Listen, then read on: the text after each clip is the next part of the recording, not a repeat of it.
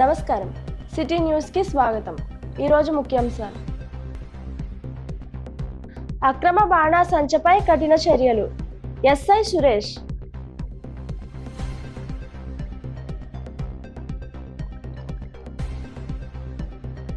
Aqua రైతులను ఆదుకోవాలని మంత్రికి వినతి.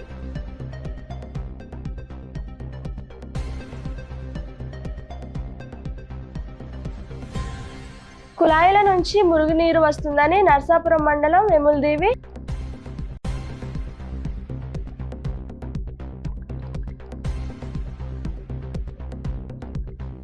నర్సాపురంలో కూతురుపై తండ్రి అత్యాచారం.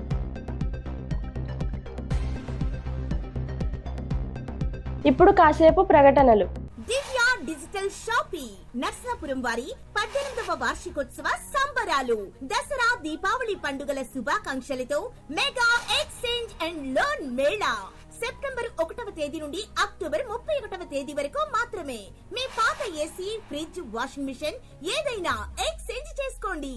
మరిన్ని వివరములకు Divya digital shopping TV and furniture showroom, steamer road, Narsapuram మరియు బ్రాంచ్ శుక్రవారం క్లాత్ మార్కెట్, పాలకొల్లు.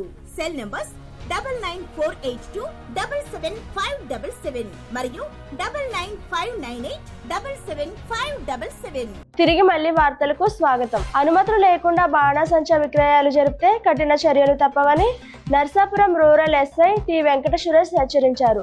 నిబంధనలకు విరుద్ధంగా తయారీ, నిల్వ, విక్రయ చట్టరీత్యా నేరమన్నారు. దీపావళి సందర్భంగా ప్రత్యేక నిఘా ఏర్పాటు చేసినట్లు తెలిపారు.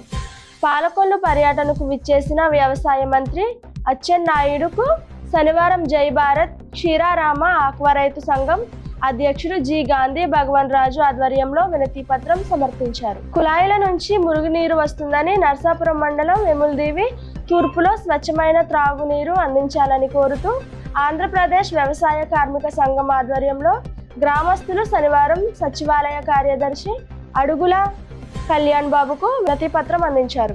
నర్సాపురంలో దారుణ ఘటన వెలుగు చూసింది. విజయలక్ష్మి వివరాల మేరకు పట్టణానికి చెందిన ఓ మహిళ ఉపాధి నిమిత్తం గల్ఫ్ వెళ్ళింది. భర్త మద్యంకి బానిస అయ్యాడు. 13 ఏళ్ల కుమార్తెపై మద్యం మత్తులో తండ్రి అత్యాచారానికి పాల్పడ్డాడు. ఈ వార్తలు ఇంతటితో సమాప్తం. తిరిగి మరో కొన్ని వార్తలతో కలుసుకుందాం. నమస్కారం.